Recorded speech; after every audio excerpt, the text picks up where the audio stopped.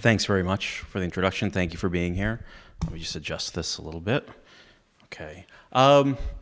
So Ellis Island is one of those places that I think is sort of etched in the American mind. It's become a bit of a part of America's mythology in many ways, and Ellis Island has replaced Plymouth Rock as kind of the focal founding point or founding narrative or founding mythology of the United States. It was actually an analogy that was first picked up on about 100 plus years ago. People during this period of time were talking about the late 1800s to the 1920s. People even back then started talking about that analogy. But what I wanted to do with the book was try to de-romanticize it a little bit and look more at what went on the island, what immigrants experienced, what people who worked there experienced, and how the laws that were passed by Congress, how those laws got enforced at a place like Ellis Island. The period from 1890s to the 1920s, the kind of peak period of American immigration during this time when Ellis Island was at its heyday. The island actually stays open until the 1950s, but in the mid-20s, which was the period of the quota system, as well as the introduction of the visa system, both reduced Ellis Island's role as a processing center for immigrants. The first thing to realize is that it's a product of its time, and in that sense, Ellis Island represents the federalization of immigration policy. So let's say prior to the 1880s and 90s, immigration was the preserve of states. States like Massachusetts and New York had their own laws and were responsible for enforcing those immigration laws. And it's really starting, and there's a Supreme Court case in the 1870s, but starting in the 1880s into the early 1890s, the federal government solely takes control over that issue from the states. And that's paralleling what's going on in other aspects of the country in terms of the federal government exerting more regulatory powers over private business, private enterprise that was once the preserves of the state. The idea that states aren't just, the problems of America are so large that they're national problems, and only a federal government, a federal bureaucracy can handle these problems. So it makes sense that they would also look at immigration as a federal issue. Immigration is not just something that affects Massachusetts or New York, it affects the country. So it's sort of part and parcel of what goes on at this time. One of the themes in the book is this idea that comes through in almost every discussion of immigration during this period, which is this debate, this idea that America wants desirable immigrants and they don't want undesirable immigrants. Theodore Roosevelt said it best, kind of paraphrasing Roosevelt. He said something to the effect that America wants all the desirable immigrants it can get and none of the undesirable immigrants.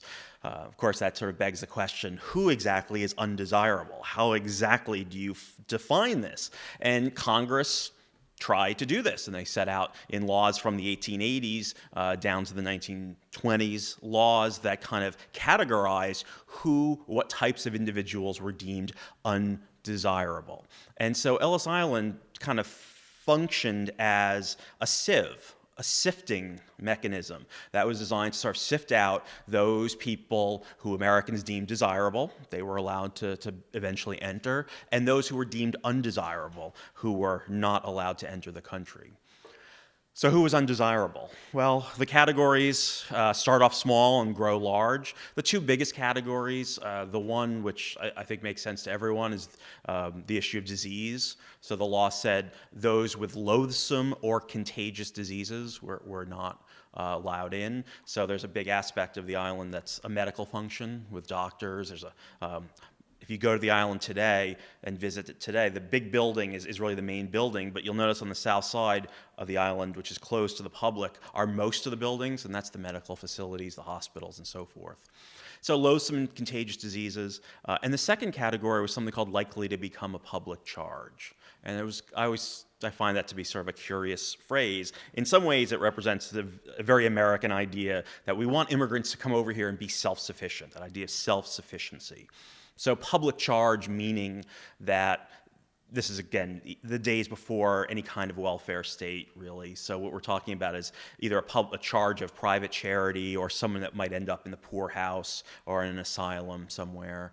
But the interesting part is the idea that it's likely to become a public charge, meaning that officials were asked to predict whether an immigrant coming to the country would in the future become a public charge. There are already laws prohibiting paupers, clearly people who maybe we would call them homeless today, people who are clearly destitute with whatever problems that would probably prevent them from earning a living. There's also one of the laws banned professional beggars, which is one of my favorites. Like, I don't know, do they ask people, what do you do for a living? And the immigrant would say, oh, I'm a professional beggar. No, I'm sorry, you can't come in. But that was in the law, professional beggars. So likely to become a public charge is not that. It's asking officials, immigration officials, to predict whether the person in front of them is going to be sometime in the future, in the near future, a public charge. I think what that gets to is the subjectivity of the law, and the fact that people who worked at Ellis Island, the doctors, the inspectors, the officials, the government officials there,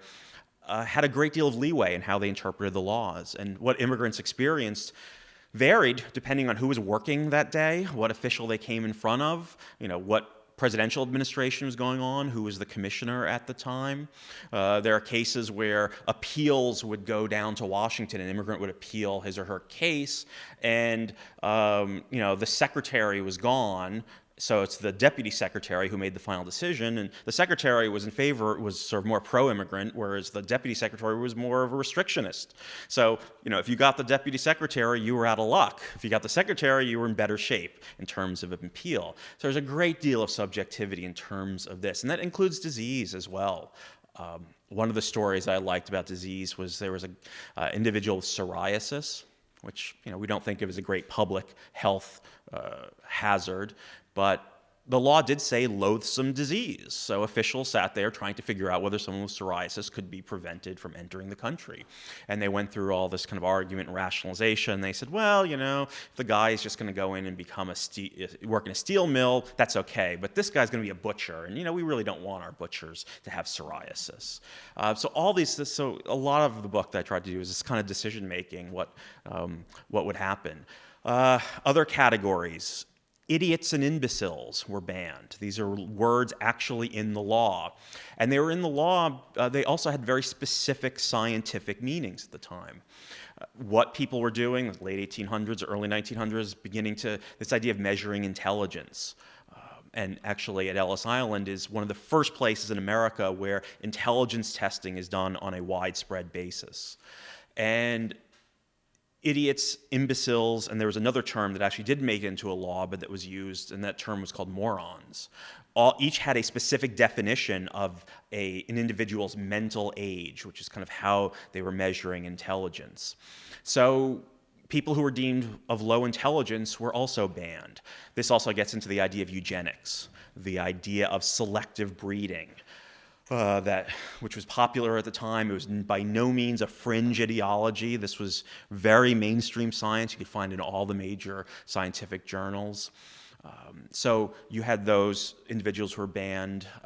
Anarchists were banned. People with criminals were banned. A lot of stuff about morality. I have a chapter in the book about sort of the policing of sexual morality. Women who arrived in the country. First of all, women who arrived at Ellis Island were generally not allowed to leave on their own. They had to be escorted off the island by a male relative or an immigrant aid society.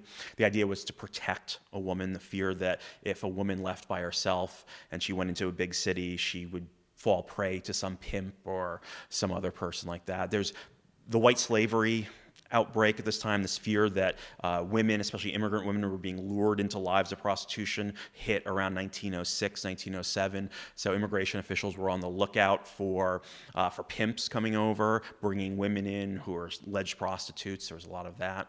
There's also a lot of talk about, let's say a man and woman came over together, they were not married, but after a little bit of an interrogation, it was found out that these two were in a relationship. They would oftentimes not be allowed to leave until they got married. There were many, many marriages. You could call it Uncle Sam's shotgun marriage. Many marriages held at Ellis Island. Especially, let's say, if the woman was pregnant and unmarried. A single mother coming over with a child.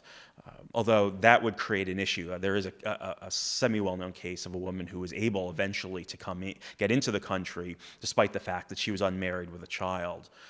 So there was a lot of that going on as well, kind of the policing of middle-class sexual morality by immigration officials. The idea that children should be raised in a two-parent household, that men and women should be married, that premarital sex, extramarital sex were things to be frowned on. There's a story in the book about a guy who goes abroad and comes back with a woman who's not his wife. He's not a citizen. Again, we're talking about the regulation of non-citizens here. And he stopped. You're committing a crime of moral turpitude. This is adultery. So there's lots of that goes on in the law as well. Now, for all of these categories, there's also, interesting enough, in terms of racial issues, you have in the 1880s, when Congress started to pass these laws, they passed one set of laws which govern Chinese immigrants. And they say these are racially based laws, saying that Chinese are by and large to be excluded. And then they pass another law in the same year, which lays out this kind of regulation of immigrants, which sets out those who are desirable and those who are undesirable. And those laws are for all those who are not Chinese. Later, these exclusions will be extended to other Asians. But for everyone else, we have a system of regulation. And that's a kind of an interesting sort of dichotomy there. And not all the immigrants who came at this time were white Europeans. There's an immigration from the Middle East, Turks, Lebanese, Syrians. There's also an immigration from the Caribbean blacks coming up from places like Jamaica. About 100,000 come through Ellis Island. So all of these individuals are governed by that kind of regulatory rules, whereas Asian immigrants are generally come under a separate, much more restrictive system of laws. So with this system of regulation and all these categories for exclusion, the number of immigrants excluded at Ellis Island was rather small. Less than 2% of immigrants are eventually turned away and sent home. And it's a fairly low number. It's a low percentage. It's in a year, let's say a year like 1907, when a million immigrants came, you're talking about, about 20,000 people who were not allowed into the country. But overall, as a percentage, it's a fairly low number. And the reason for that is that immigrants, Ellis Island or the Boston station or the Philadelphia station, all the other stations around the country, these places were not the first immigrant stations that immigrants faced. They were not the first inspection stations. They were the last. Steamship companies were on the hook for every immigrant they brought over. If that immigrant was turned back, the steamship company would have to pay a fine, and they would have to pay for passage back home. So steamship companies set up their own system of inspection of immigrants at European ports. And if an immigrant was thought not in shape to pass inspection in America, they would not be allowed to get a ticket to the United States. They could not buy a steamship ticket. One of the numbers I came across, there was an estimate from 1906, 1907 that estimated that about 60,000 immigrants in Europe were not allowed to buy steamship tickets to the United States in that 1 year. So what happened to these people? Well, we forget that during this period, immigrants are not just coming to America. They're going to Canada. They're going to England. They're going to Australia. They're going to Argentina. They're going to Brazil. So odds are these people will probably end up going to one of those countries as well. So, as I say, about 2%, a little less than 2% turned back. The station at San Francisco is going to have a higher proportion because they're dealing much more with the issue of Chinese immigrants and other Asian immigrants, which have much more restrictive laws. But on the East Coast at Ellis Island, and Ellis Island saw about 75% of all incoming immigrants during this period. We're talking about less than 2%. The 20s, again, changes all of this. The quota laws that are put in, which now put sort of set national origin quotas for every country, and an overall quota, so it limits the total number of immigrants and also discriminates in favor of Northern Europeans. In addition, the visa system comes in as well. The idea that immigrants now, instead of just showing up at American ports and saying, hi, I'm coming in, I'd like to come into this country. Immigrants then had to go to American consulates first, where they would apply for a visa and then would be approved there. The idea is that this would be more humane. Immigrants would not then sell all their belongings, come to America, only to find that they were not being let in. But this kind of obviates the need for a place like Ellis Island. So beginning of the 20s, Ellis Island kind of declines in importance. One other issue with Ellis Island during the period from the 1890s to 1920s is the idea that not all immigrants went through Ellis Island. Not all those immigrants who went to New York went through Ellis Island. Immigrants in first or second class, unless there was something wrong, there was some issue or they were not in good health, they did not have to go through Ellis Island.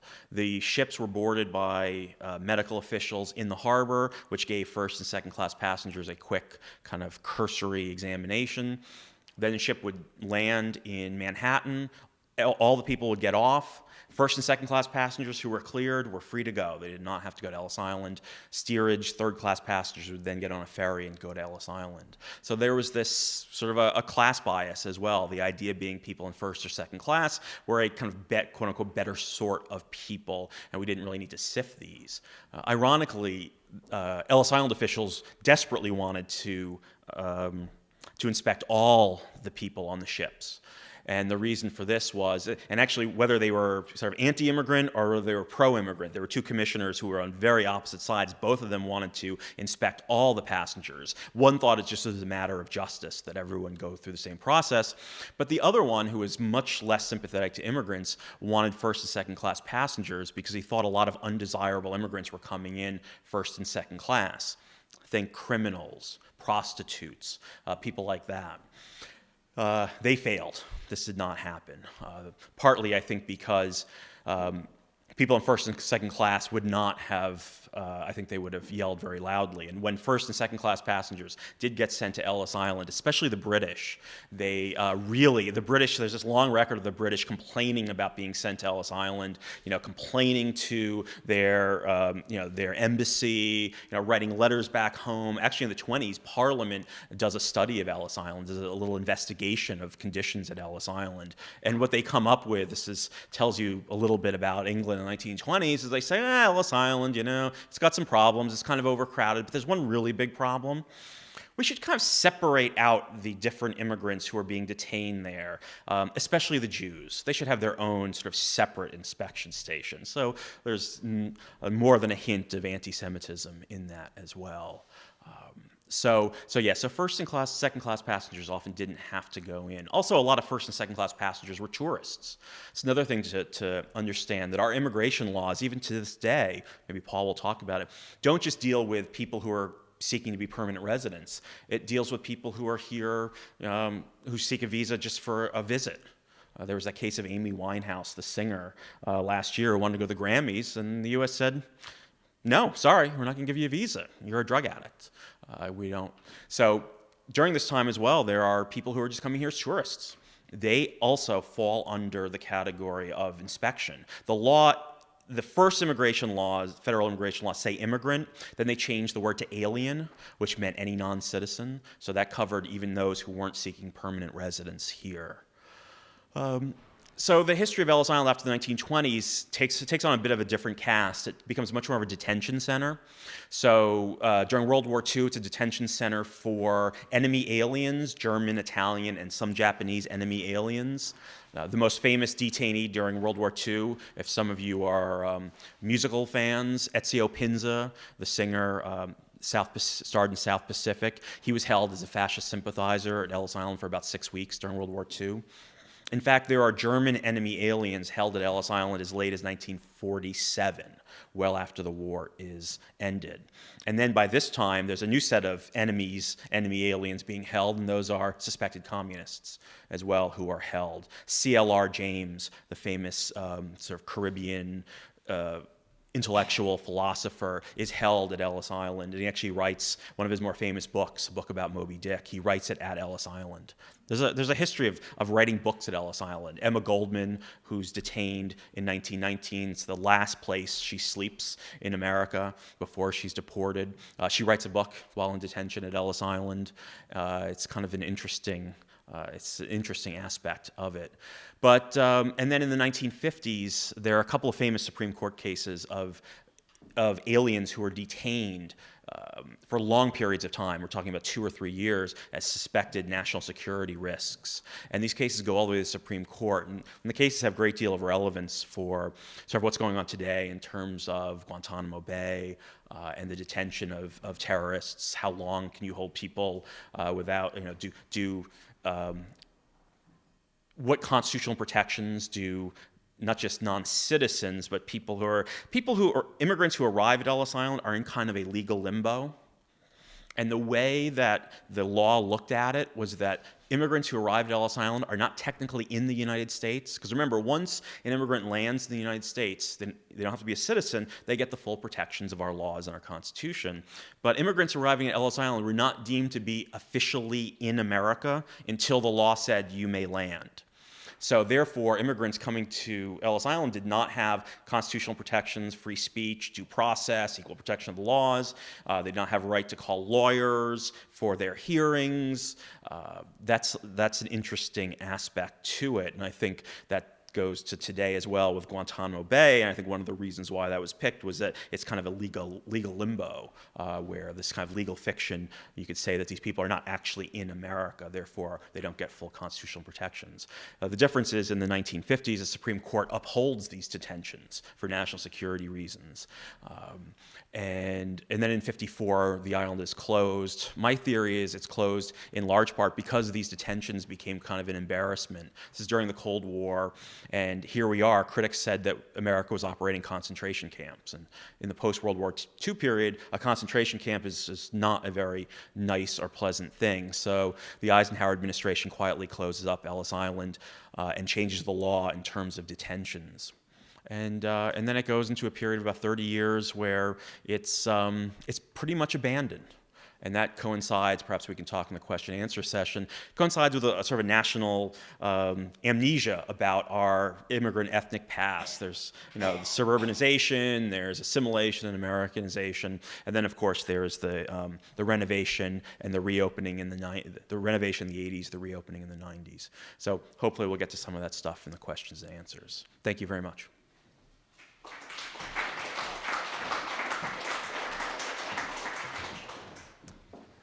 Now let's hear from Paul Watanabe, who has examined present-day immigration trends in great detail and has a different perspective. Well, thank you very much. First of all, I've been a long admirer of the Cambridge Forum. I remember when I was a graduate student across the street here, 30 years ago, actually, I used to walk down Church Street here and see the Cambridge Forum signs where they had all these great speakers, and I said, gee, someday I might be able to be one of those, and here I am. I've done a couple of these actually, but so I really have admired the Cambridge Forum for many years. I'm glad you said you've been doing this for 43 years, because I thought, wow, if you hadn't been doing it that long, I'd be lying about that. So that is a true memory of mine. Secondly, I want to say that I admire Maria Sacchetti and thank her for she's writes on immigrant issues and other things, and she's done some terrific reporting from Haiti, I think, which is, I thought, some of the best reporting that we've seen, and I've admired her work. And of course, Vincent Cannato, a colleague of mine, I actually read versions of his book. I was on his collegiate personnel committee for his tenure, and I had the pleasure of reading it before it ever came to the hardcover, and was impressed by that work. This is a true story. I actually was over at the Harvard Coop just before here to get some coffee at Starbucks, and the cops were arresting somebody, literally arresting somebody for stealing a book. And I didn't get a good look at it, but I glanced over. I think he was stealing American Passage. So you can't get any higher praise than that for a book that they tried to steal it, as Abby Hoffman used to say, steal this book. There's a little bit, I am going to talk about the present, but there certainly is an element of continuity in what the period that Vin really focused on when he began and the current discussion, and that is that the debate about immigrants is in fact often not really a discussion. It's a lot of yelling, it's a lot of diatribes, it's very impassioned on both sides. And in some ways, and I think many sides and many people are involved in it, it's as Ben has talked about, it is in some ways immigration is the way in which we shape our nation. It defines the boundaries of inclusion and exclusion within a country. So it's important stuff. What I attempted to do, along with some colleagues, is to, in some ways, cool down the discussion and focus not so much on the passion, which is important and which I acknowledge, but actually to try to say, is there at least some basis in the numbers, in the data, that we can at least perhaps put forward and agree upon as a basis for having this important discussion on immigration and immigrants in the United States. So that is the purpose why myself and some colleagues undertook the study focusing on Massachusetts. And we called our study Massachusetts Immigrants by the Numbers.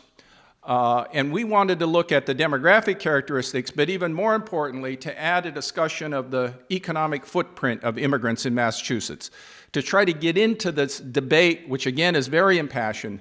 You know, do immigrants take more than they give? Are they using more public services than they're contributing to? That debate we attempted to try to get into, but again, utilizing the data that was available to us.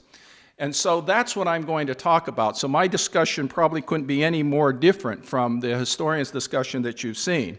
And therefore, assuredly, I have some trepidation. Look, there's no other way to do it. If you write a report called By the Numbers, I got to talk about numbers. If I wrote immigrants' stories, I could read you nice stories. But and so I apologize that that this study is in fact one which utilizes a lot of numbers, and my talk is going to be about numbers, and I'm going to attempt to paint with numbers a portrait of immigrants in Massachusetts today. And this project was one that I thought of this idea, the need to have this discussion, and the Immigrant Learning Center, as was pointed out, was one place that I went to try to get support for this project, and they willingly provided the support. They are a very different kind of nonprofit community group in the sense that they realize the value of research in informing the constituency and the work that they do. And so they actually have a research arm, which is a very unusual thing to do. And so we assembled a team of researchers, myself, who's probably the least important, and Alan Clayton Matthews, who was at UMass Boston, is now at Northeastern, and some others to do this study. Let me first talk, before I get into the economic footprint, a little bit what the numbers do tell us about immigrants in Massachusetts today. First of all, in just their number, about 14% of Massachusetts residents, over 912,000, are immigrants. And of these, about 9% are what we call established immigrants. That is, that they're immigrants who have been here 10 years or more. About 9% of the total population are established immigrants, and about 5% are recent immigrants. And these are some of the distinctions I'll be using throughout my discussion between, not only between immigrants and native populations, but between established and recent immigrants. These are some of the ways in which I think we can best paint this portrait of immigration in Massachusetts today. In terms of citizenship, about half of the immigrants in Massachusetts today are citizens, naturalized citizens, of course. In terms of where they live, immigrants are concentrated to a greater extent than natives in Boston and the surrounding communities around Boston and in the larger urban areas within Massachusetts. In Boston, for example, has about 1 out of every 5, or 19% of all immigrants in Massachusetts. And in Boston, about 28% of the total population of the city of Boston are immigrants. Almost a third of Boston's population are immigrants. Just in terms of some other cities, the highest concentration of immigrants in Massachusetts is in Chelsea.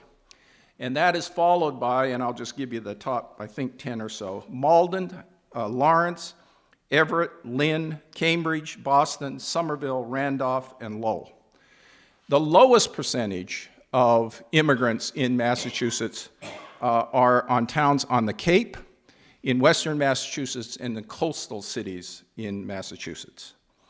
In terms of the region of birth, this is where we see some significant differences between the immigrants that arrived at Ellis Island that Vin talked about at the turn of the past century, and some of those that have been arriving in the latter parts of this last century and the early part of the current century here in Massachusetts.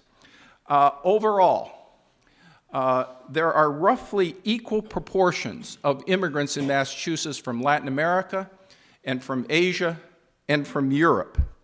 But in terms of recent immigrants, and here is the transformation that we're seeing in this picture of immigrants in Massachusetts. For example, amongst recent immigrants, about 43% of recent immigrants are from Latin America. And they only represent about 30% of established immigrants. So there's a significant higher proportion of the recent immigrant pool.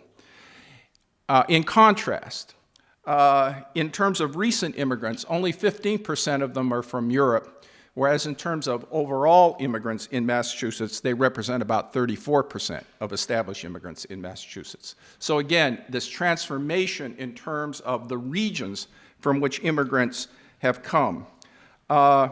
In terms of country of birth, overall, for immigrants in Massachusetts, here's the order in which they come from. Brazil is number 1 from the country of origin. The Dominican Republic is second. China, Haiti, Portugal, India, Vietnam, Canada, Italy, El Salvador, Guatemala, and Russia. Now, if you can remember that, there's going to be a contrast to that. If you look, that's overall immigrants in Massachusetts. And if you look at the established or older immigrants from that list, you would exclude El Salvadorans and Guatemalans and include those from the Azores and Ireland. So that would be the established immigrants. For the recent immigrants from that overall list, you would exclude Italy, Portugal, and Russia, and you would include Mexico, Korea, and Colombia.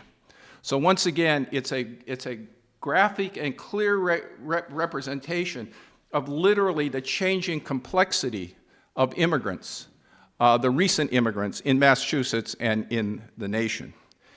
In terms of age, established immigrants and natives are very similar in terms of their age distribution. But there are significant differences in terms of the age distribution of recent immigrants. Recent immigrants are generally younger, except for the youngest category, under 18.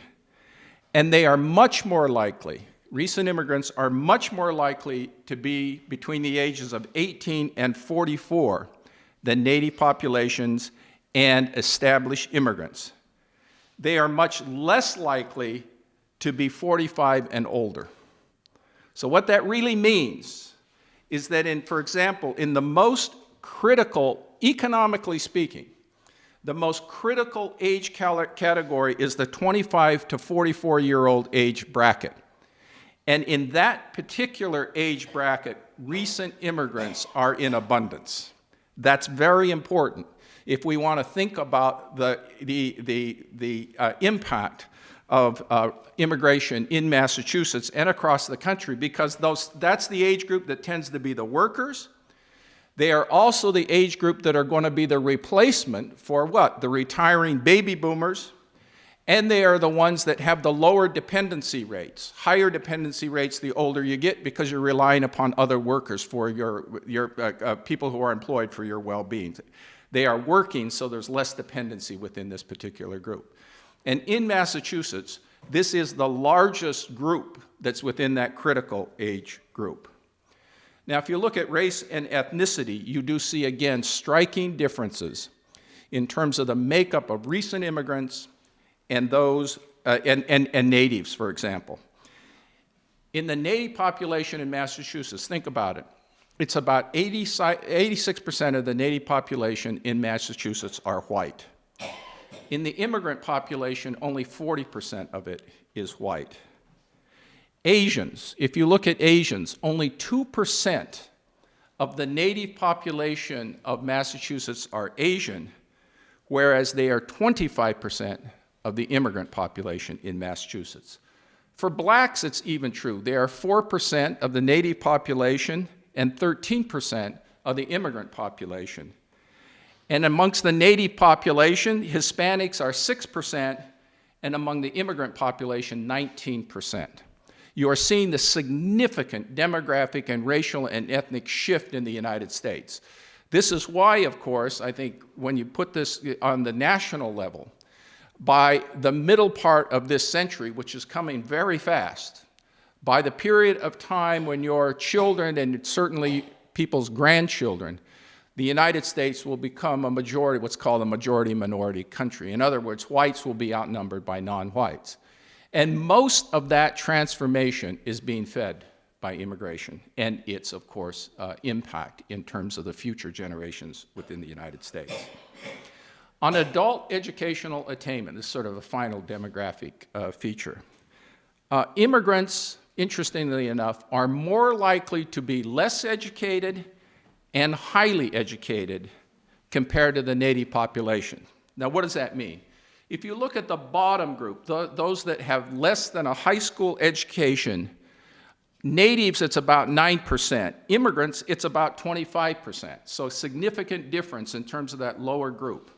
On the other hand, if you look at the high end of educational achievement, doctoral degrees, for example, immigrants have twice the amount of doctoral degrees than do the native population. 2% of the native population have doctoral degrees. 4% of immigrants have doctoral degrees.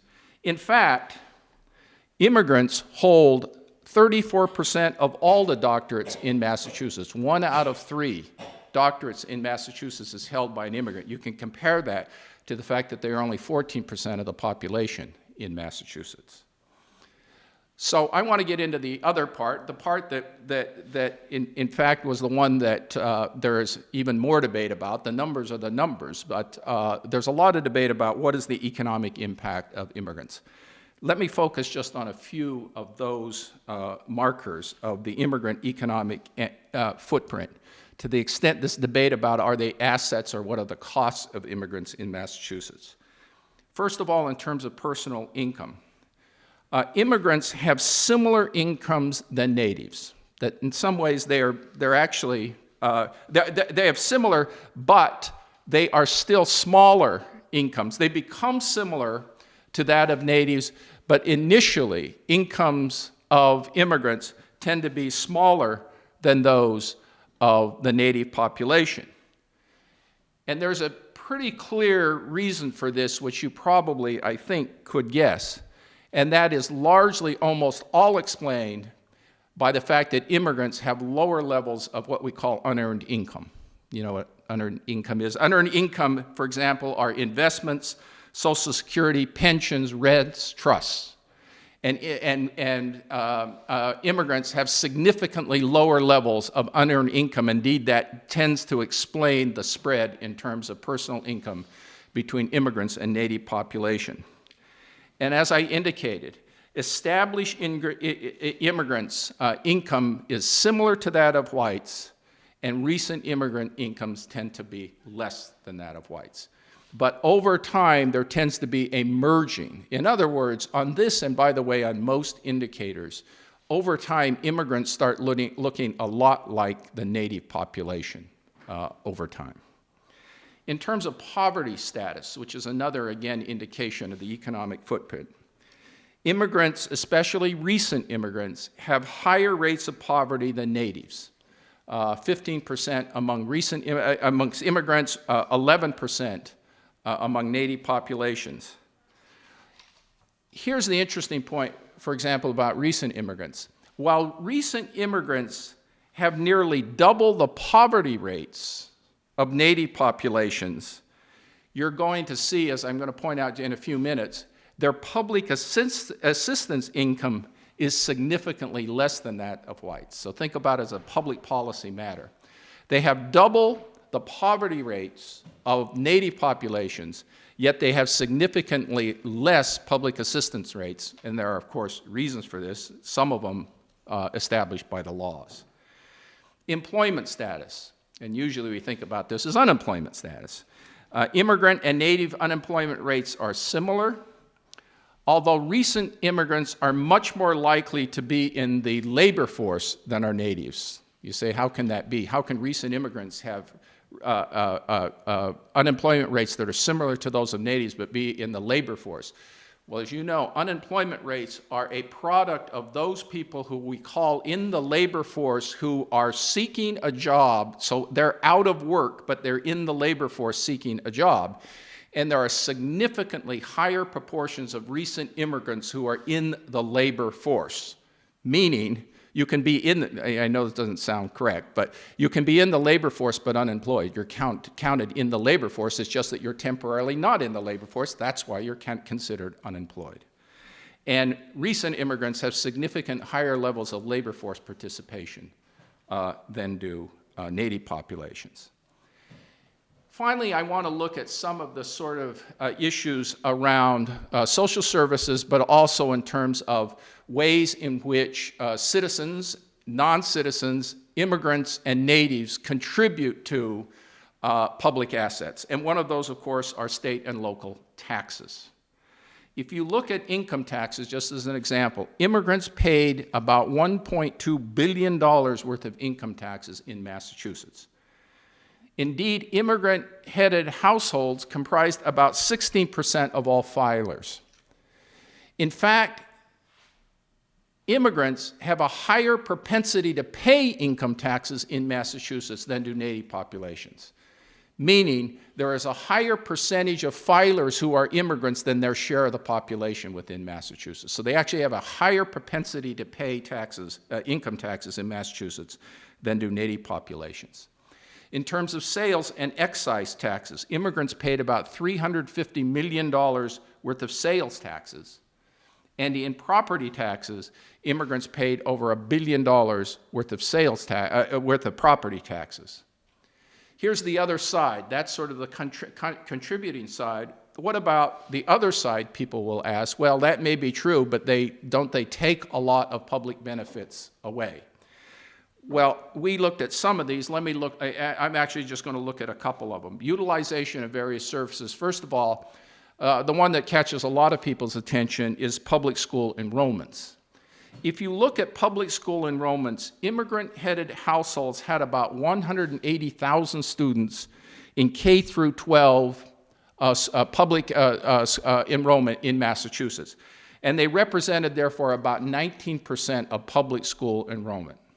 Okay, so they represent about 19% of public school enrollment and about 180,000 students.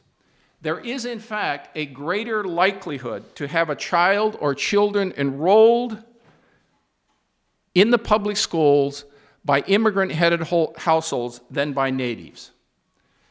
And by the way, this is most explained by one sort of simple factor, and that is the age of the immigrants. They tend to be in the age in which you would tend to have younger children who are in the K through 12 schools than native populations. But the fact that there are a higher proportion of immigrant-headed households that send their kids to the public school is a cost. And we estimated that the higher enrollment rates of immigrants in Massachusetts compared to natives means that there are $300 million of additional costs for those immigrant kids in Massachusetts than if they would have had the same rates as native populations. So do you get me? That's kind of the added, to utilize the language some people use, the added burden of having immigrant kids in the public schools beyond the rates that native populations have them.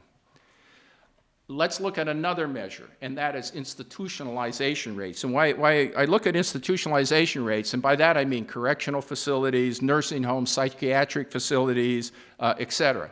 And the reason why they're important is because they are largely supported by public funds. So they are, once again, a service that's largely supported by the public side.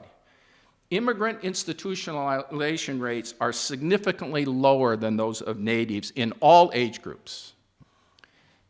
And the reason why in all age groups is important is because people tend to be institutionalized in different kinds of facilities based upon their age, right? If you're less than 18 and institutionalized, there's a higher likelihood than if you're 65 that you're going to be institutionalized in a juvenile detention facility, okay? And there's a lot higher likelihood if you're in a particular 18 to 65-year-old group to be institutionalized within a prison than you would if you were less than 18 or older than 65, okay? So that's why, but across the board, in all age groups, immigrants are institutionalized at rates less than those of the native population. Indeed, significantly so in all age groups. And this phenomenon is even lower among recent immigrants. It's especially true among recent immigrants. For example, the proportion of immigrants in correctional facilities in Massachusetts is about half that of natives, about half that of the native population. And so, of course, on this one, we also calculated they have less utilization of institutionalized structures. So what is the potential savings based upon that? And we did a calculation. These are one of those wonderful moments in academia where the stars line up perfectly. It ended up being, believe it or not, about $300 million. So in other words, if you looked at that other figure about public school enrollment costs and you looked at savings, it's about a wash, about $300 million washing out, a $300 cost and a $300 million savings.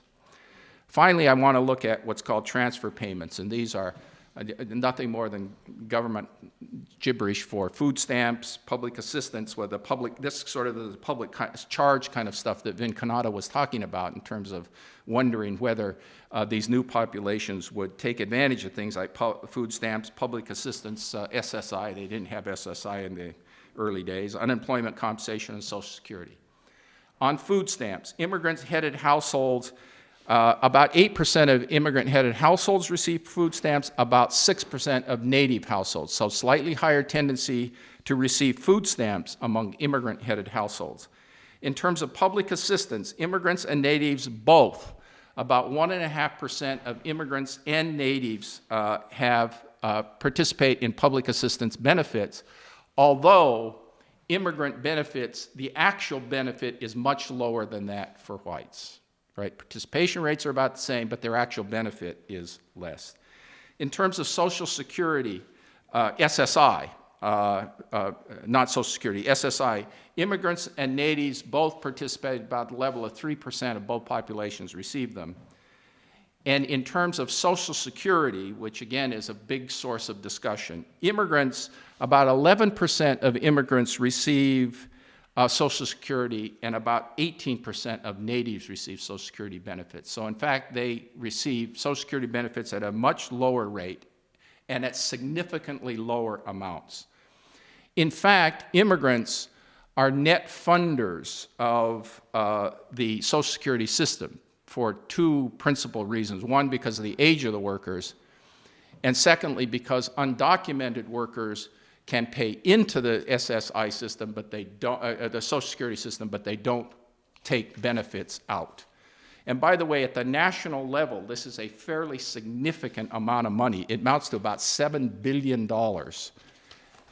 that is going into the Social Security accounts, but is not being pulled out by undocumented workers. Overall, in terms of these transfer payments, 16% of immigrants receive one form of transfer payment, at least one form of transfer income, and 22% of natives. Actually, natives utilize these public benefits more than do immigrants, and their average receipts were less for immigrants than for natives. So let me just say in conclusion, you know, about a year ago, the New York Times, that other newspaper, not the Globe, the New York Times ran a series on immigrants called Remade in America. I don't know if any of you caught that, but this was a pretty significant effort by the New York Times to talk about how immigrants come here in some ways remake themselves in various different ways, in some ways trying to tell, not as well as Vin, the same story about immigrants coming here to the United States, and in this case specifically into New York. But immigrants now, as then, not only are remaking themselves, as their study indicated, but what I've tried to argue, if you really think about the collective impact of this immigration, and I focused on the most recent one, it's this dynamic transformation that's taking place within our society. They're not only remaking themselves on a personal level, but I think in significant ways, and of course here is the debate that we're in. Many people see it good, many people see it ill. Many of those people down on the Boston Common today are concerned about the way in which immigrants are not only remaking themselves, but remaking the communities in which they live. I hope that by looking at the numbers, in addition to listening to all of the passion, that one can get a clear picture about what immigrants mean in the United States, and in this case, Massachusetts today. Thanks. Paul, one of the things I found so valuable in your study is it showed, I think, how diverse immigration is in Massachusetts. Unlike other states like California and Texas, I mean, it's incredibly diverse, both from the variety of countries represented in Massachusetts and the variety of economic and educational levels too. But you still here, like other parts of the country, have this great debate, not only over immigrants here illegally, which is a common debate, but also just levels of immigration overall. You know, how many people should be coming to Massachusetts? Are immigrants here right now a net benefit or a net cost economically, and, right. and how valuable are they? And I wonder what you, in your study, what you were able to conclude about that. Well, again, I think there are arguments made on both sides. My argument is to go back to the numbers, but in some ways I'm going to dodge that question by actually using an example from the 1880s, but it just shows you how old this debate is. As Vin pointed out, the first time in the history of the United States of America that we told a group of people they cannot come because of race or where they came from was in 1882, and we told the Chinese they could not come. And we passed what's called the Chinese Exclusion Act of 1882. Now, part of the debate around the Chinese Exclusion Act of 1882, and this gets to your point, is, look, we don't have any problem with immigrants, and this is part of the debate that we hear today, but in some ways our carrying capacity, we just can't take any more immigrants. We don't have enough jobs, we don't have enough schools, we don't have enough hospitals, et cetera. We're just too saturated with immigrants, and particular parts of the country make this claim even stronger than others. And therefore, it's nothing against you Chinese, but we just got to put a stop to this horde. That's the language that was used with Chinese immigration to the United States. Well, it's interesting. To what country do more Americans trace their ancestry than any other? I know all those people in the radio audience are giving the right answer, and people in this room. Well, I'm not. Germany.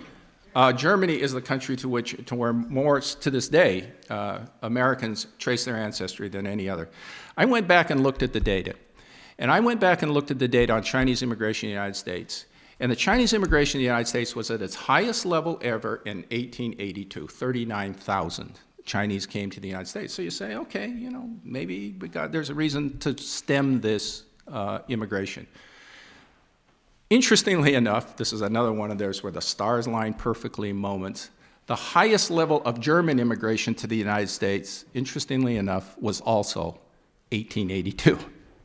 But guess what the German immigration rate was at that numbers? About 260,000.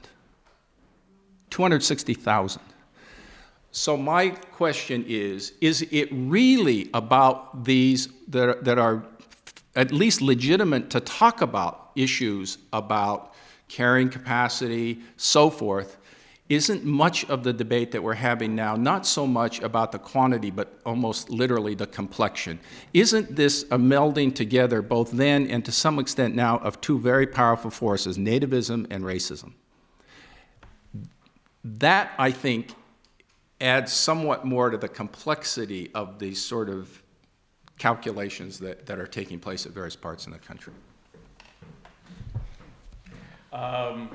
Yes, I think a lot of that. The interesting thing about the Chinese, their total Chinese immigration at the time was probably at 250,000, which was not very much. It's equal to 1 year of German immigration. But it was almost the fear, not of the immigrants who were coming, but of the immigrants who could come, and China especially, this large population. And the quota laws of the 20s also had that same weird weird way. It wasn't so much, I mean, it was definitely also ethnic and racial in character, but it was this great fear that America was going to be swamped by, I mean, some people through, 5, 10 million people who were trying to come, or were going to come to America. There's the Chinese. Another problem I think with the immigration issue is there is no one immigrant and there is no one immigration problem debate. The immigration debate in California is somewhat different from the one in North Carolina, which is different from the one in New England. And the issue of the Chinese, that was definitely a very sort of localized California issue. Also had a lot to do with labor. I mean, we forget that always at the forefront, up until very recently, the forefront of immigration restriction was organized labor. They saw they saw immigrants in general as depressing wages. And it's only been in the last few years that major unions in America have shifted, have changed. And they've done that, my view, is largely because of the weakness of unions. They're looking towards immigrants and new Americans to sort of funnel into their as future union members. And oftentimes, Americans can have two very contradictory ideas about immigration at the same time.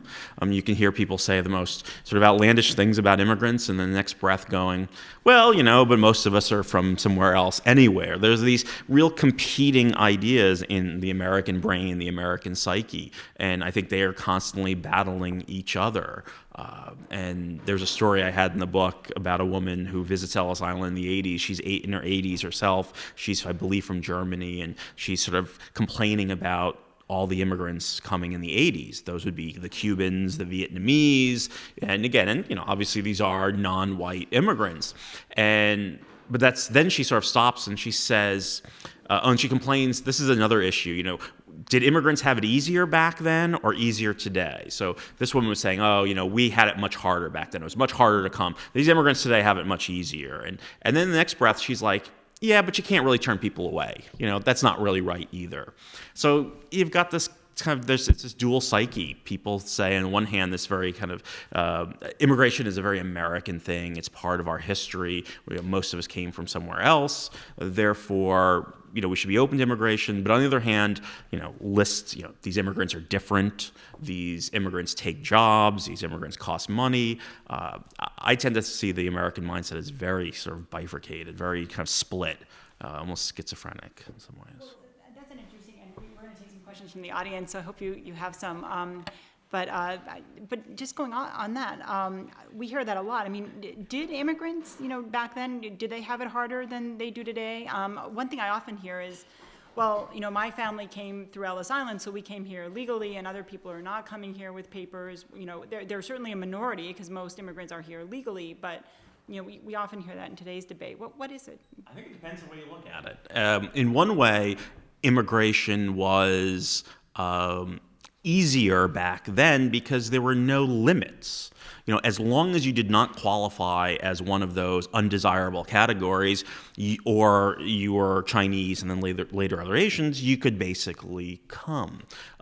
Today, the way our immigration system is set up is a little different. You have to sort of prove yourself a member of a certain category, a family member, a certain skilled worker, a refugee. And if you don't qualify for that, it becomes difficult. I don't know, Paul might know the numbers, but there are many, many people who are on waiting lists throughout the world to come and get an American visa. I heard a number somewhere on the order of about 2 million people, I think, online. You didn't, during the Ellis Island period, you didn't have that. You didn't have to wait to get in as long as you weren't one of those quote unquote undesirables. What do you think about that? Well, look, almost all debates ultimately about modern day immigration get down to this whole issue about the undocumented. It's remarkable to me that almost any discussion I have about immigrants, somebody has to say, well, what about the undocumented? They ask it about my study. Are undocumented included in there? And the answer is yes, probably, because we don't ask them a question about their status. Are they included in the census? I'm on the Obama's Census Advisory Commission on Race and Ethnicity. Are undocumented people included in that? The answer is yes, because we don't ask them a question on their immigration status. On the tax data that I talked about, are they included? Clearly they are. If you go over and buy, a candy bar, actually you do have to pay tax on candy bar. Well, whatever. If you buy a candy bar, nobody says, "Oh, you're undocumented. You don't have to pay the tax." You pay it, right? So yes, they're included in those particular figures as well. But look, I think the debate about documented and undocumented is a lot more complicated than people here think about. Look, I'm going to give you, full disclosure. I'm a son of an undocumented father. And if you listen to Vin's discussion, you might understand why. I'm Japanese. I found out by getting through the Freedom of Information Act, my father's files that they kept on him when he was in a concentration camp, is 120,000 Japanese Americans were citizen and non during World War II. And one thing that I noticed within there, for example, it said, "When did you come to the United States?" And he said, 1923. He was a smart guy. But he didn't come in 1923. He came across the Rio Grande, across Mexico in the back of a trunk of a Buick. In fact, he came twice. They found him, kicked him out, came back. And you say, he's an illegal immigrant. He's one of these terrible people that are inhumane, they're wrong. What about illegal, don't you understand? Well, maybe so. But the only thing that made him illegal, that made him so he could not go through any immigration facility, is the fact that he was Asian, that he had yellow skin. That's the thing. I don't think my dad was any worse than somebody who was European. Maybe he was. I don't think he worked less hard. I know he didn't after he came here. I don't think he had less moral impetus. He certainly wasn't an imbecile. He didn't figure any of those other things. The thing that made him illegal, made him all of those inhumane, bad things, was he had yellow skin. So he was illegal. And I will tell you this, most of the illegal immigrants in the United States are people, look, I believe there are people who should not be here and that come across and so forth, and most of them are Mexican, to talk about the regional thing. People say, why are these illegals, so many of them Mexican, and not like the good immigrants like, for example, South Asians? I can say this, I'm Asian, South Asians. Look, part of this is geography. If India was where Mexico is and Mexico is where India is, I almost guarantee you're going to have a significant push from Indians crossing the border trying to get make an economic life within the United States. My point is that in some ways, this notion of illegal, and Vin talked about it, there are a lot of people under what used to be called the INS system, the naturalization, but many of these people are students who are walking around literally in Harvard Yard who have overextended their visas, and there are many of them. There are students who are coming abroad here who are supposed to keep a full a list of courses. They're supposed to have a full complement of courses, and they have checked out of half of their courses, and they're taking one course at BU. They're illegal. They're illegal. So there are a lot of people who fall into these various categories, and it is about 12 million. And I will tell you about Asian Americans, it's probably about 1.5 million. This is not just a Latino issue. But it's funny, when I talk to a group of Asians, I run an Institute for Asian American Study, and I ask them, I say, all right, how many of you, what do you think about undocumented? They say, oh, they're terrible, all those Chicanos are people and all those terrible people. I says, okay, how many of you have somebody in your family or know somebody who's undocumented, a paper son or something like that? And I will tell you, 3/4 of the hands go up. They're undocumented. This phenomenon transcends time, and it transcends any particular group. I have a couple of questions, but I will limit myself to one right now while other people are gathering their thoughts. Could you both, Paul and Vincent, talk a little bit about where immigrants end up? I know, Paul, you gave some statistics about Massachusetts, and there seem to be urban concentrations, but I would imagine that that picture is a little different in other parts of the country. And Vincent, I remember from my visit to Ellis Island, they were very, very clear about you didn't go out into New York and move into a tenement and stay there. You got on a train and went to North Dakota or something like that. So where did these thousands of people coming through Ellis Island go? Well, I mean, there were, again, it depended on who the immigrants were often. Many of them did stay in New York and did stay in the tenements. So during this time, many Jewish immigrants would have settled in the Lower East Side of Manhattan. Italian immigrants would have settled nearby as well. Many of them would have gotten on trains heading out west. Some of them not very far, maybe to Pennsylvania, the steel mines, the coal mines in West Virginia, out to Ohio, steel factories out there. Germans and Scandinavians, some of them often did go out west to the Midwest, the upper Midwest, the Dakotas. So it depended on which immigrant group. It depended on where their family and friends were. Immigrants don't just show up in America and say, I just feel like I have the traveling bug and I just want to kind of show up to this new place. The vast majority of immigrants back then and today are people who come either because family members are here or friends from their home country. So they're going to those places as well. There's a lot of talk during the period of the late 19th, early 20th century of Americans who want to disperse immigrants out of cities. Let's get them out into the country, into the farms. Part of it has to do with this kind of anti-urban feeling that cities are dens of evil and vice, and let's get the immigrants out of there. And also, let's disperse them, because if we disperse them, they will more quickly assimilate. The problem is most immigrants didn't really want to do that. There's one experimental community in Jersey, a Jewish philanthropic group tried to get Jewish immigrants to go down to like southern New Jersey. Again, not too many of them bought the thing. They stayed pretty much where they were. So a lot depended. Yeah.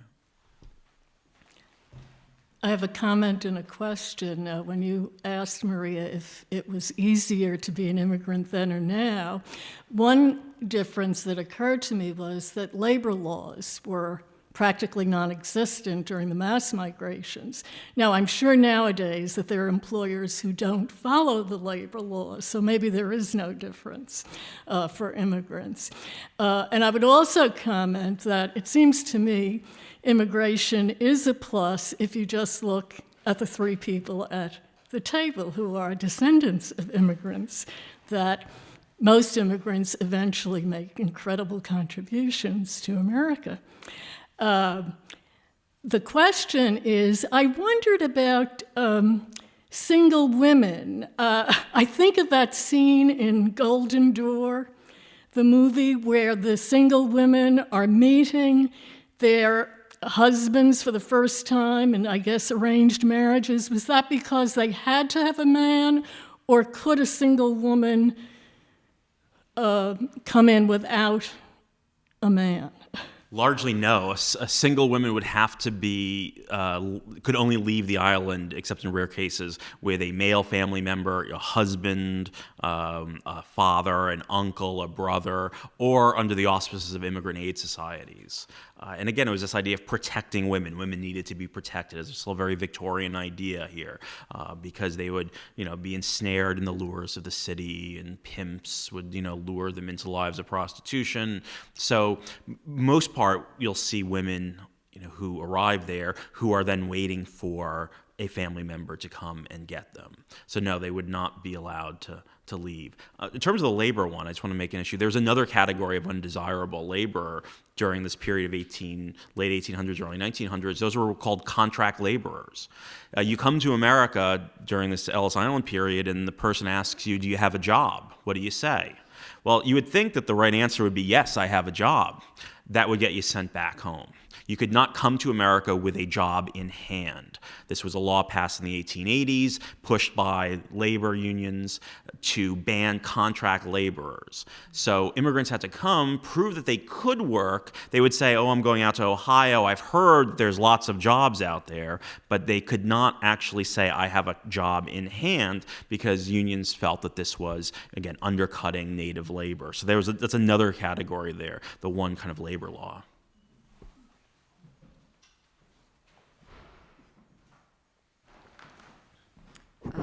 Easy question, I think. Paul, how is the Immigrant Learning Center using this research? I think Using it, I hope, well. I'll answer this very directly. One area that I know that it is informing significantly is the state of Massachusetts a few years ago passed something called the New American Agenda. So this is something that was the governor had suggested and that the legislature had passed. And this is to develop an agenda for Massachusetts that focuses on new Americans, immigrant populations. And so after a fairly long period of time of hearings in different areas on economic development, on education, on various kinds of health issues, on a whole range of subcommittees, the governor issued this report, I think at the end of November or something, that's called the New American Agenda, which is a series of recommendations to the governor about things that he and others might do, the legislature might do in terms of trying to respond to the situation of new Americans. And I will say this, that I think that this data, using a specific example, was employed significantly in making part of the case and informing much of that discussion behind the New American Agenda. I mean, overall, the remarkable thing, I think, in this debate, and maybe I'm wrong, by the way, but there's so much talk about immigrants and immigration. But in some ways, it's remarkable, and that's why Vin's book and others, how little understanding there is actually about them. If you ask people what percentage of the population of the United States is immigrant, you're going to get a really broad range of answers to that question. To the notion, do immigrants pay, taxes? All of those sorts of questions are ones that I think, again, my view is it's not the end-all and be-all by any means, but in some ways, the data is data. There are some things that we can look at to at least to provide a little bit, not the soul, but a common currency to at least have this discussion. In fact, going off that, the percentage of foreign-born Americans in 1910 was about 15%, and today we're at about 13%. Is that right? 13, 14, yeah. Which again shows you that this is not a unique period in American history. Another statistic I always use is in 1907, which was a peak period of immigration, about 1.3 million immigrants came in 1907. We didn't see that number of immigrants again until 1990. But when you think about the country in 1907, it was 1/4 the size of what it is today. So if we had the same percentage of immigrants coming, that would be like 5 million, over 5 million immigrants. So yeah, these debates reoccur. It's not a unique period. That doesn't mean there aren't challenges or problems or issues. But as a historian, I always like to think that if we sort of saw the past a little bit clearer, maybe some of that passion would be slightly cooled. I don't think it's ever going to go away. It has that nature of just, it's something fundamental to the question of what is an American who gets to come to America, who gets to be in America, what does America look like? That Paul was saying about how immigrants change America, and immigrants are changing America, and immigrants 100 years ago changed America, and immigrants 150 years ago changed America. But that's not a stress-free thing, so. Can I just give a partial response to that question about where they go? And it's a complicated, and it has the elements that Vin talked about. But it's interesting, they end up in different places for reasons of family. They may end up, people say, why is Lowell, Massachusetts, just north of here, 40 miles, the second largest Cambodian population in the United States? It seems a little odd, doesn't it? Well, part of that is just some people came here. This is largely secondary migration. For refugee populations, it's largely secondary because the U.S. policy when they settled refugees in the 70s was to try to disperse them throughout the country. So you'll find they initially ended up in, Iowa and Nebraska and Oklahoma. It was just the weirdest thing that, they'd plop a Vietnamese refugee family in some place where there weren't a lot of Vietnamese. But there's a movement, a secondary migration. And they opened up a temple. And a crude temple. It was like a house that they transformed, and it drew people in Cambodia, and the Cambodian population quickly became the second largest. And there are other things, but another things they do is they're very elastic. They go to where there are jobs and economic opportunity, and they, if they can, leave places. If you think about the Brazilian population, which I talked about, the elastic Brazilian population in Massachusetts, they were, as I point out, the largest country of origin, but many are leaving. And same thing with the South Asian, the Indian population. For a lot of these H-1B populations, there are better opportunities now back in India than there are in the United States over the last few years. They're a fairly good barometer of what the economic well-being, at least in certain places. I'm going to ask another question, and this is about the future. There are constant, it seems, debates about immigration reform, and it's nice to hear that sometimes those debates are informed by facts. But where do you see the reform movement going now, Paul? If you talk about this year and election year, as you know, there are immigration reform measures that have been pushed in the House by Congressman Gutierrez, and in the Senate by Democratic Senator Shermer, Republican Senator Lindsey Graham. Most people think that in this political environment, something as hot button as immigration reform is crazy for the Congress and Obama to pursue. I'm going to make the opposite argument. I actually think it's a very smart strategy to put for immigration reform in this year. One reason is that there's a heavy pressure on Congress anyway, frankly, to get the votes of a lot of the Latino caucus, with the Hispanic caucus within the Congress, on health care reform. There had to be a trade-off. This is one of those terrible backroom deals you heard about. But they said that you're going to get our vote on health care reform, but you're going to have to help push our agenda on immigration reform. And secondly, there is something to be said for the significant Latino population within the United States. And in some ways, it's the prestige, the fear of it is maybe greater than the reality, but nevertheless, it's very important. It's a very important part of the many congressional districts. And in fact, I think it's a good year to attempt to push that and to place that on the agenda and make some very hard choices, frankly, for a lot of candidates in terms of whether they would support this issue, which is the most central issue for Latino voters within the United States, which is immigration reform, and almost universally supported. Nothing is totally supported, but almost universally supported. And finally, it does have, not a whole, but if you think healthcare reform totally lack of bipartisanship if you look at the vote, immigration reform has at least a semblance of bipartisanship to work on. There are not many things in Washington in which you can do that, and immigration reform has the capacity to some extent of doing that. So, I mean, I think I'm out of the mainstream in saying this, but I actually think it's a good time to try to push this.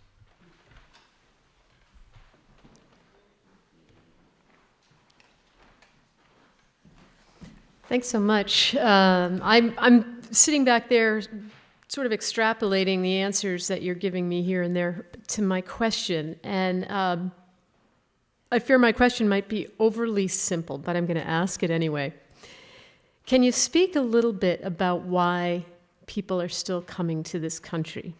I know there's economics, there's economic opportunity, there's family that's here already. In your studies, both of the numbers, of the history, of what's going on now, can you formulate some sense of what draws people to this country, especially now that America is in the midst of significant change and transformation? You know, again, this gets into the whole mythology of American immigration. People come for freedom, people come for opportunity. I would like to think that a large part of it has to do with the idea of, you know, America in general, except for periods like today, is an incredibly dynamic economy. It needs labor. It's constantly in need of labor, and in return is able to offer immigrants, you know, a semblance of a new life, and one where they can have a fair bit of freedom, and freedom also to sort of create their own communities. I think it's appealing. You wonder, I mean, that's a good question. 50 years from now, what will American immigration look like? You know, I don't think it will be the same as today. Will Mexicans be the #1 immigrant group? Remember there was a time, as Paul said, when Germans were the main. How many German immigrants did we have this past year? Probably a couple hundred, maybe. And there might be a time 50 years from now when another country that we just is not even on our radar, they are sending the most number.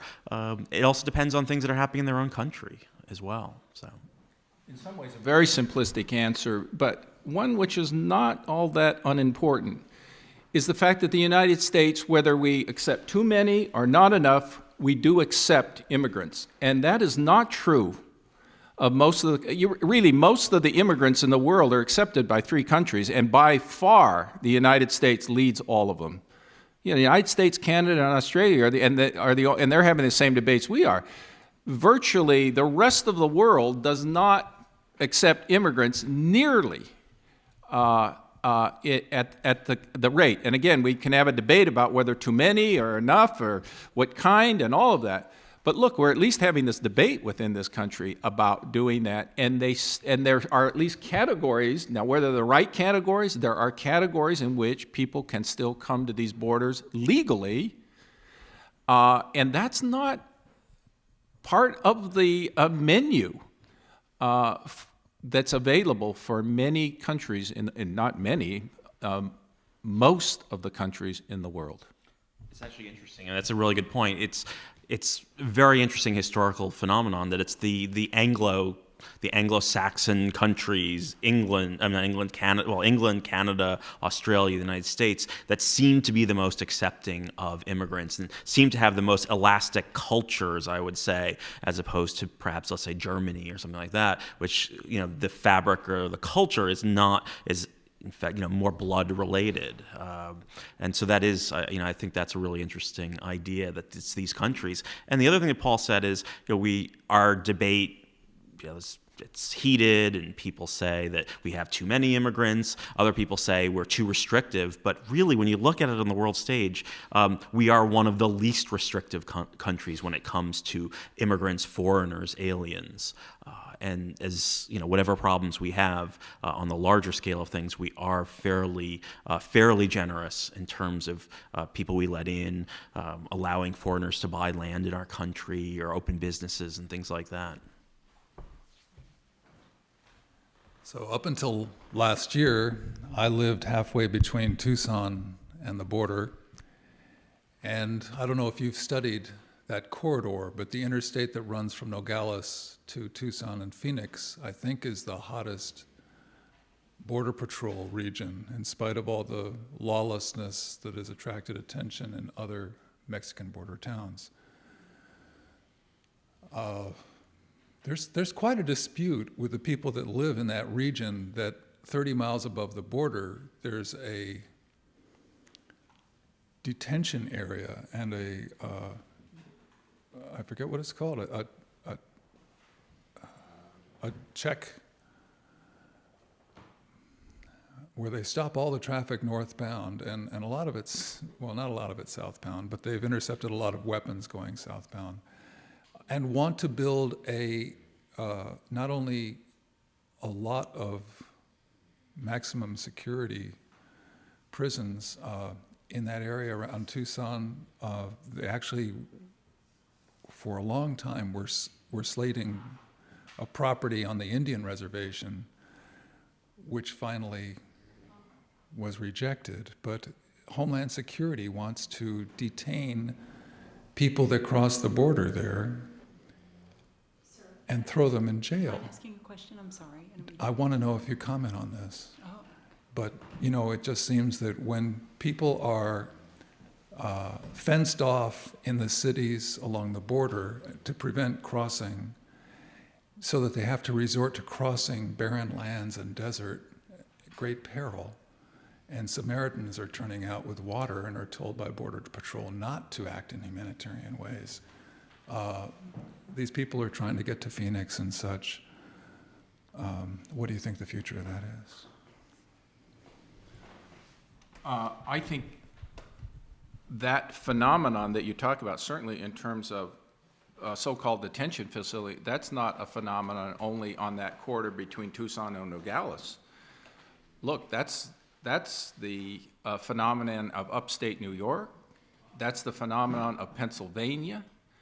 Large numbers of immigrants, not just those who are coming up the border, but immigrants who are being taken because they have done some violation, are taken to a variety of facilities. They're taken to jails in Massachusetts. This is actually the level of detention of people who are immigrants or legal and mostly legal immigrants who have committed or alleged to commit some violation, or by those who are deemed undocumented.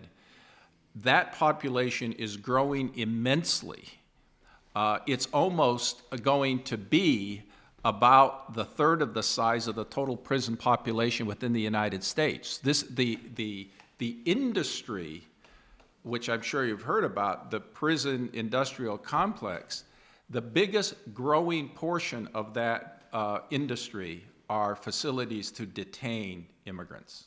So what you see, I don't know of that specific facility. I see a lot of missions along that road, but that phenomenon is not just unique there. It is a nationwide phenomenon. Looks like we reached the conclusion, and thank you to Vincent Cannato, and thank you to Paul Watanabe. Thank you.